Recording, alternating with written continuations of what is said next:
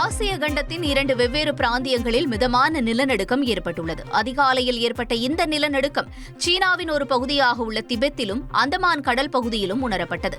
திபெத்தில் உணரப்பட்ட நிலநடுக்கம் ரிக்டர் அளவுகோலில் 4.5 என்ற அளவிலும், அந்தமான் கடல் பகுதியில் 4.9 என்ற அளவிலும் இந்த நிலநடுக்கம் பதிவாகியுள்ளது.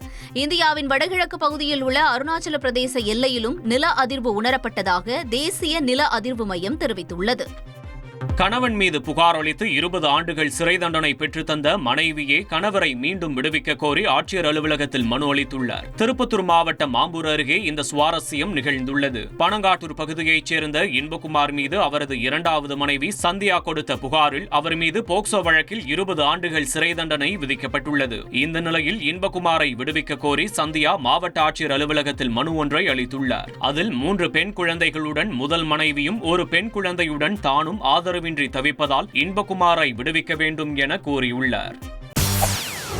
செய்திகளை உடனுக்குடன் தெரிந்து கொள்ள உடனே சப்ஸ்கிரைப் பண்ணுங்க.